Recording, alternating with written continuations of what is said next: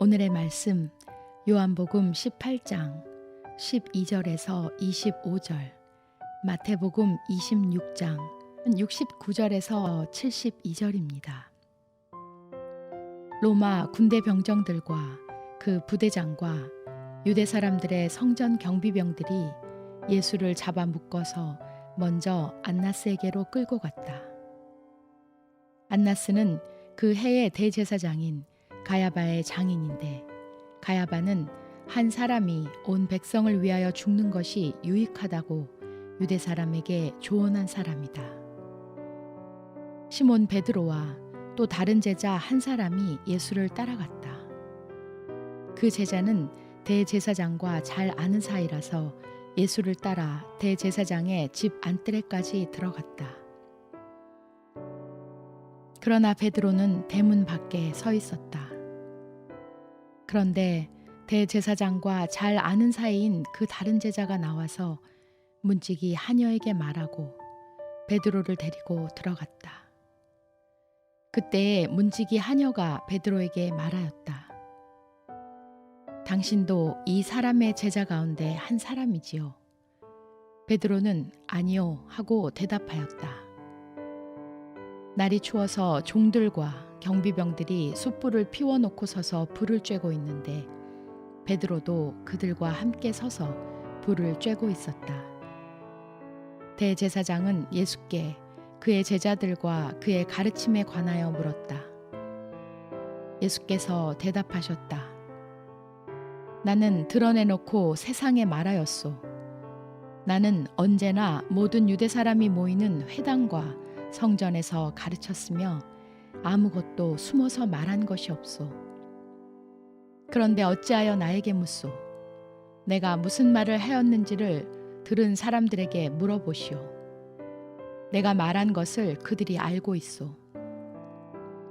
예수께서 이렇게 말씀하시니 경비병 한 사람이 곁에 서 있다가 대제사장에게 그게 무슨 대답이냐 하면서 손바닥으로 예수를 때렸다.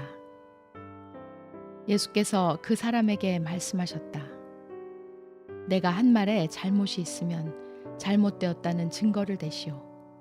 그러나 내가 한 말이 옳다면 어찌하여 나를 때리시오. 안나스는 예수를 묶은 그대로 대제사장 가야바에게로 보냈다. 시몬 베드로는 서서 불을 쬐고 있었다. 사람들이 그에게 물었다. 당신도 그의 제자 가운데 한 사람이지요. 베드로가 부인하여 나는 아니요 하고 말하였다. 베드로가 안뜰 바깥쪽에 앉아 있었는데 한 하녀가 그에게 다가와서 말하였다.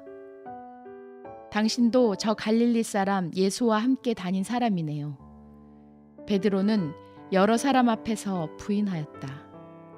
나는 네가 무슨 말을 하는지 모르겠다. 그리고서 베드로가 대문 있는 데로 나갔을 때에 다른 하녀가 그를 보고 거기에 있는 사람들에게 말하였다. 이 사람은 나사렛 예수와 함께 다니던 사람입니다. 그러자 베드로는 맹세하고 다시 부인하였다. 나는 그 사람을 알지 못하오.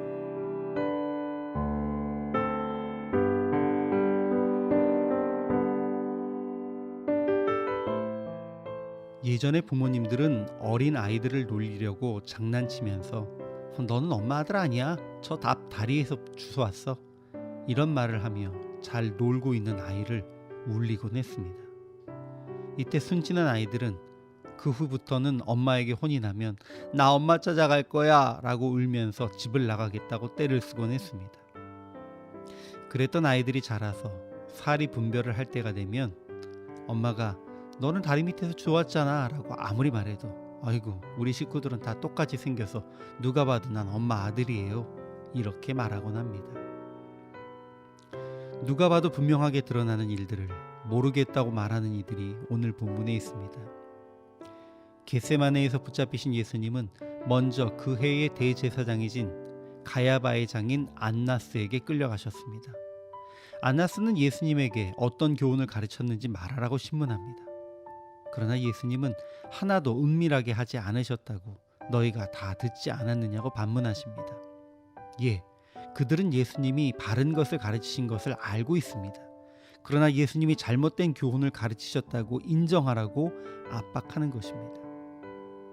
분명한 하나님의 말씀이라는 것을 알면서도 잘못한 것이 있다고 말하라고 하는 것은 당시에 하나님의 백성이라고 자부하던 유대인들이 이제 자기는 하나님의 백성이 아니라고 부정하는 것과 같습니다. 같은 때에 예수님의 뒤를 조심스럽게 쫓아갔던 베드로는 그 집 마당에서 문을 지키는 여종 그리고 몰려든 여러 사람들 앞에서 예수님의 제자라는 것을 반복해서 부인했습니다. 말투도 복장도 그가 그곳에 와서 있어야 할 이유도 분명한, 그래서 예수님과의 어떤 관계가 있다는 것을 숨길 수 없는 상황입니다. 모든 것이 뻔함에도 불구하고 베드로는 예수님을 모른다고, 자기와는 관계 없다고 부정하는 것입니다. 뻔한 것을 부정하는 이들이 많이 있습니다. 자기가 한 일이 뻔한데 아니라고 말하고, 거짓말이 분명한데 진실이라고 말하며, 때로는 분명한 혈연 관계까지 부정하면서 관계를 끊어버리기도 합니다. 오늘 대제사장의 무리는 하나님의 뜻이 분명한 것을 알면서도 자기들의 지위를 지키기 위해 예수님을 하나님이 보내신 분이란 것을 부정했습니다. 베드로는 직접적인 목숨의 위협을 받지 않으면서도 두려워서 자기를 지키려고 예수님과의 관계, 심지어 3년 동안 예수님을 따른 제자라는 자기의 정체성마저 부정했습니다. 오늘날 우리는 나의 조그마한 이익을 위해 조그만 손해를 감수하지 않기 위해 하나님의 자녀 혹은 그리스도인이라는 정체성을 부정하고 있진 않나요? 하나님의 자녀라면 분명 하지 말아야 할 행동을 괜찮아 라고 말하면서 순간순간 주의 자녀라는 정체성을 내려놓고 있지는 않은가 말씀입니다. 베드로가 예수님을 3번 부인했다면 우리는 몇십 몇백 번을 그 정체성을 부정하며 살아온 것은 아닌지 주님 앞에 스스로를 돌아보아야 합니다.